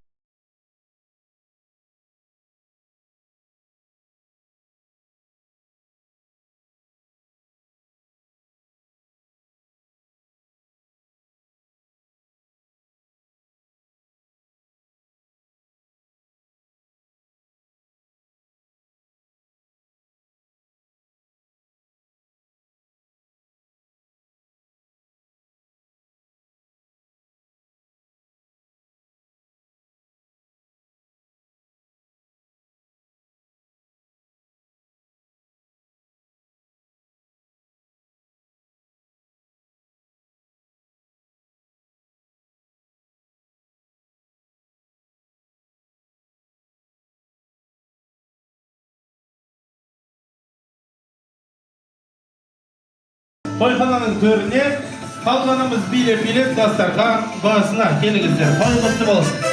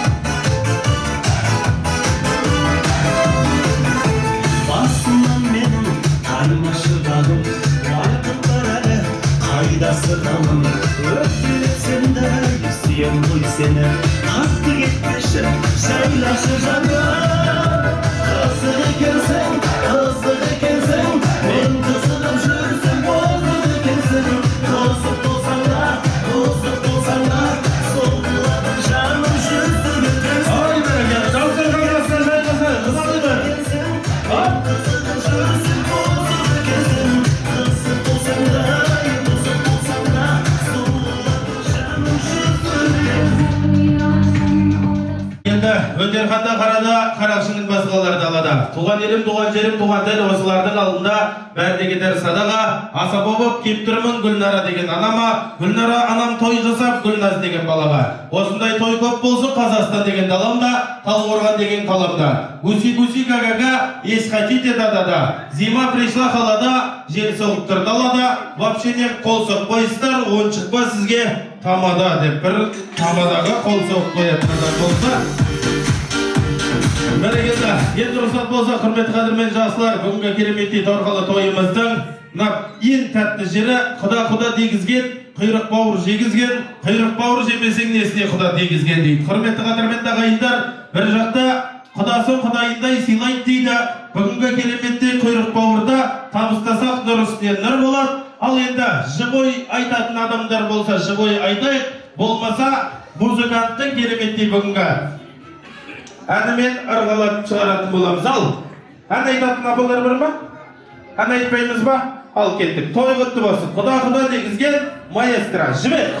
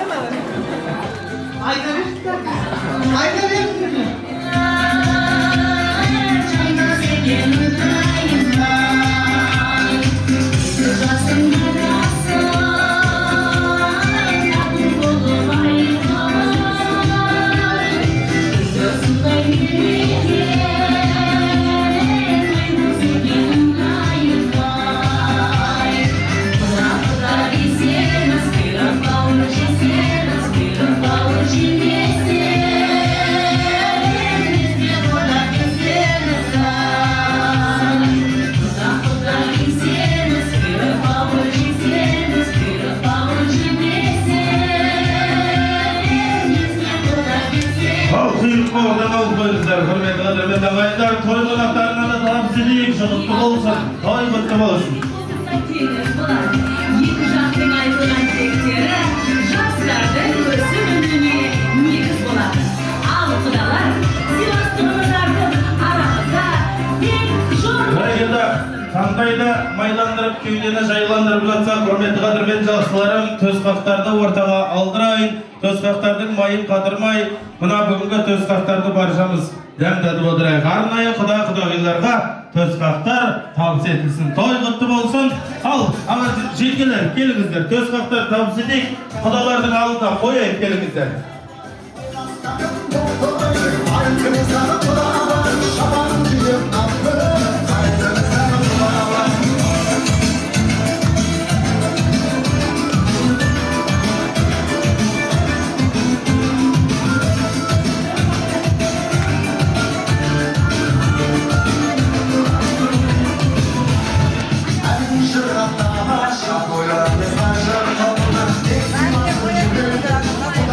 Бәрекелді, бүгінгі кереметте тойларыңыз құтты болсын, құда-құдағилар. Енді төсқақтардан да дәмдатып қойыңыздар, таңдайларыңыз майланып, кеуделеріңіз жайланып, бүгінгі жайлы құда-құдағи, құдалар болыңыздар, нұр үстіне нұр қонсын. Енді бүгінгі қос табағымызды ортаға алдырайық, арнайы құдағидың әулетіне, арнайы бүгінгі құдағидың өзіне сый табағымыз бар, сый табағымызды қарсы алайық, қошемет, құрмет болсын, той құтты болсын, арнайы құдағиға.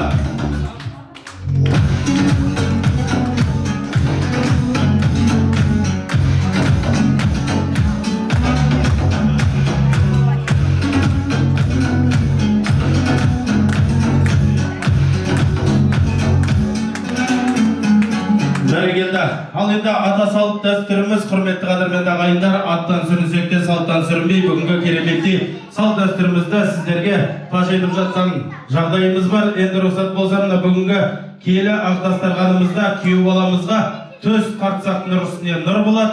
Төсті алдырайық, той құтты болсын. Жеңгелер болса, төсті күйеу баланың алдына қойыңыздар, той құтты болсын. Күйеу баланың алдына той болсын.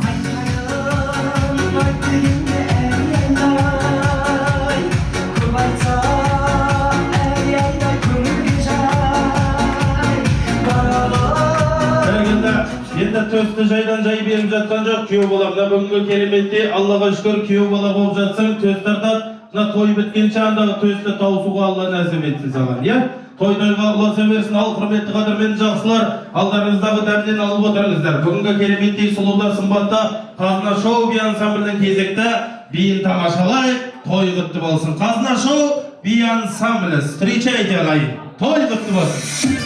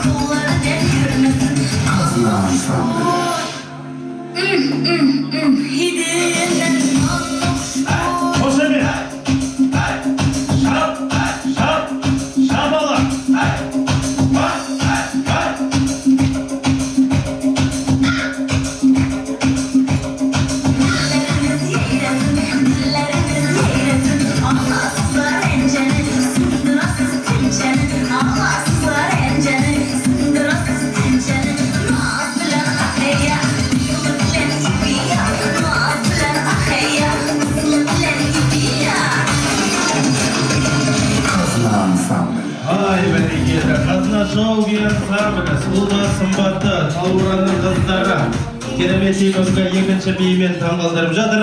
Енді құрметті қадірмен жақсылар, бүгінгі кереметті тойымызды әрмен қарай жалғастырайық. 90 сөздің тобықтай түйіні 40-ына шыдап 41-не де шыдайық. Енді бір тілегіміз қалды, одан кейін үлкен үзіліске шығатын боламыз. Бір тілекті ортаға алдырайын. Бұдан бұрын түсіп қойған генерал құдалар, сарысүйек құдаларды ортаға шақырым келіп отыр. Бақыт бастаған ортаға Бекежан ағамыз бар, ортаға келе берсін. Айсұлу құдағи бар дейді. Ал келіңіздер, той құтты болсын. Бақыт Бекежан Айсұлу келіңіздер. Құдағилар. Дейді. Көкірем сені бұласарда, отырардай өкініш арман. Ай берекелді, той құтты болсын, той-тойға ұласа берсін. Ал құрметті қадірмен жақсылар, генерал құдаларға, сарысүйек құдаларға бір қол соғып қойайық ағайын, той құтты болсын. Ал аға, той боласын. Салмыстар ма, дауғылар. Той құтты болсын. Осы неге құдалар тойларыңыз құтты болсын. Қаландарыңызға нұр болсын. Енді не дейміз, келген жастарға керек құрған қозғаларын берік болсын. Сол мен де түзелей ма, мен білмеймін сәр. Жолды беріп капитан.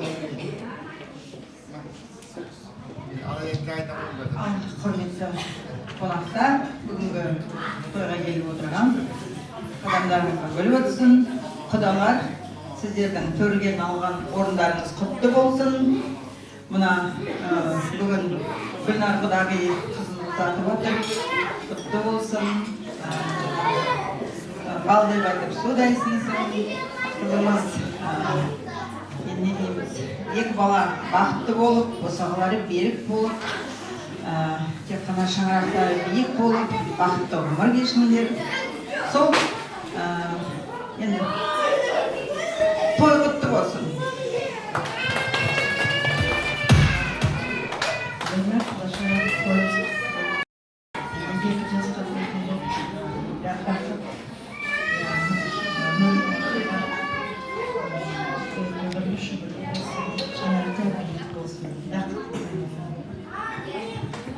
Бәрекелді, тілектеріңіз, ниеттеріңіз қабыл болсын. Аллаға шүкір, сіздерге де осындай той жұғысты болсын, үйлеріңізде той болсын, қыздарыңыз болса, ұзатып ұлдарыңыз болса, үйленуге 2024-те ат салсайық. Той құтты болсын. Енді рұқсат болса, құрметті қадірмен жақсылар, құдағиларыңызды ортаға алайық, естелікке суретке түсейік, шама келсе, үйлеріңізден ат кетпесін, алып келген конверттеріңіз өздеріңізде қалып кетпесін, той құтты болсын. Келіңіздер. Естелікке суретке түсіп алайық, оңай той боласын.